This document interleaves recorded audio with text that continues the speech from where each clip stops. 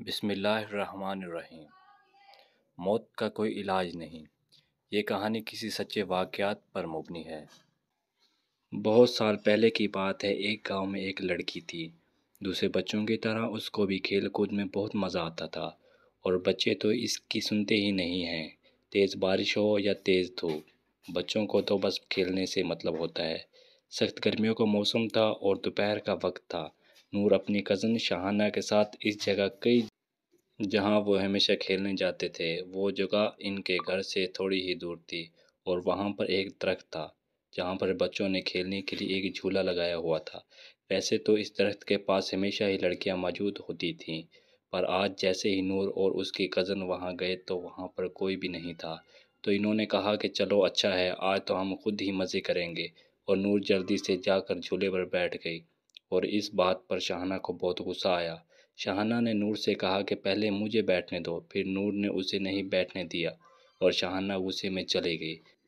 نور کو یہ احساس نہیں ہوا کہ نور وہاں پر اب اکیلی رہ گئی تھی۔ اچانک نور کو محسوس ہوا کہ جیسے اسے کوئی جھولے دے رہا ہے، اور آہستہ آہستہ وہ اور تیز ہوا میں جا رہی تھی۔ اب وہ خود بھی ڈرنے لگ گئی تھی، اور اس کے ساتھ کیا ہو رہا ہے۔ نور وہاں پر چلانے لگی، پر وہاں کوئی بھی نہیں تھا جو اس کی مدد کرتا۔ نور کو عجیب و غریب آوازیں سنائی دینے لگی، اور وہ اچانک سے اس جھولے سے گر گئی اور بے ہوش ہو گئی۔ کچھ دیر بعد جب اس کی آنکھ کھلی تو اس نے دیکھا کہ وہ اپنے گھر میں ہے۔ پھر وہ بولنے یا پھر کچھ کرنے کی حالت میں نہیں تھی۔ وہ سب کو بتانا چاہ رہی تھی کہ اس کے ساتھ کیا ہوا، پھر وہ کچھ بول نہیں پا رہی تھی۔ دن بہ دن اس کی حالت اور خراب ہوتی جا رہی تھی۔ اس کے ماں باپ نے ہر ڈاکٹر پر حکیم سے بات کر کے دیکھ لی، پر کوئی اس کا علاج نہیں کر پا رہا تھا۔ اور ایک دن نور کے بابا کسی بزرگ کو لے آئے، اور اس بزرگ نے اس کو بتایا کہ نور اب زیادہ دن زندہ نہیں رہ سکتی، کیونکہ وہ پوری طرح غیب کے قبضے میں آ گئی ہے۔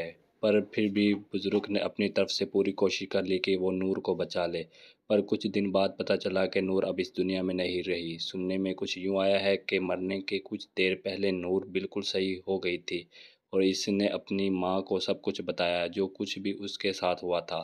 اور آخری بات جو اس نے بتائی وہ یہ تھی کہ کوئی اس کے کان میں روز کہتا تھا کہ موت کا کوئی علاج نہیں۔